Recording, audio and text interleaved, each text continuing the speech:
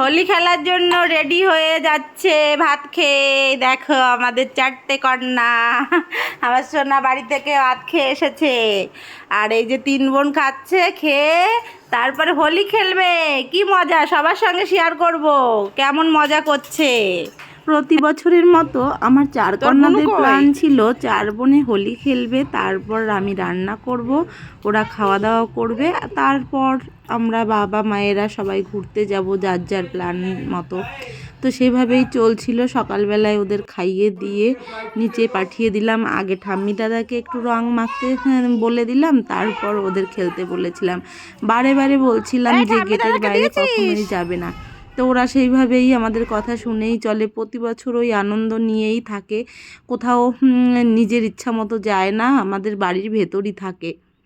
ওরা রাস্তার ওদিকে যাচ্ছে বলে আমরাও চলে গেলাম দুজনে ওদের কাছে।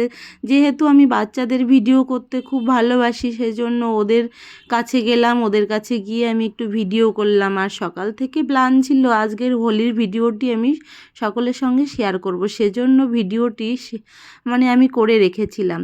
তা মাঝে তো এত বড় একটা বিপদ কেটে গেল, সেজন্য তো আর হোলির ভিডিও শেয়ার করিনি।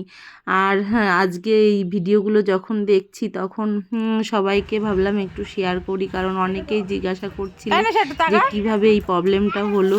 সেজন্য আমি এই ভিডিওটা শেয়ার করতে আসলাম।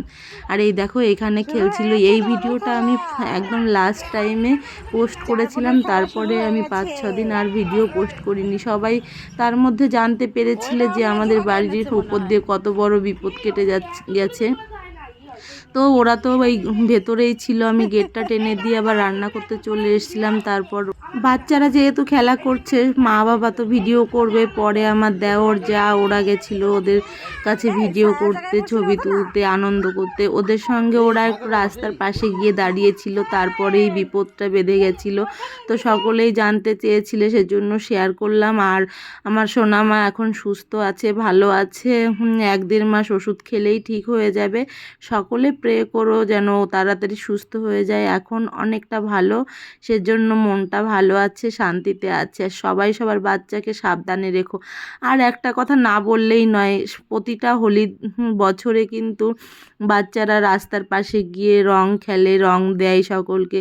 তবে বাইক আরোহীদের কিন্তু অনেকটা সাবধানে চলাফেরা করা উচিত ওই দিনটা, কারণ স্পিডে গাড়ি না চালালে আমার বাচ্চাটার অত বড় ক্ষতি হতো না, কারণ ও পাশেই ছিল। আর এত স্পিডে উল্টো সাইড দিয়ে গাড়িটা নিয়ে গেছে, সেজন্য বড় বিপদটা ঘটে গেছে। এখানে আমার বাচ্চার কোনো রকম দোষ ছিল না। যাই হোক, হ্যাঁ, কপালের দোষ থাকলে সেটা তো কেউ খণ্ডাতে পারে না, সেজন্য এই বিপদটা ঘটে গেছিলো। তোমরা সুস্থ থেকো, ভালো থেকো।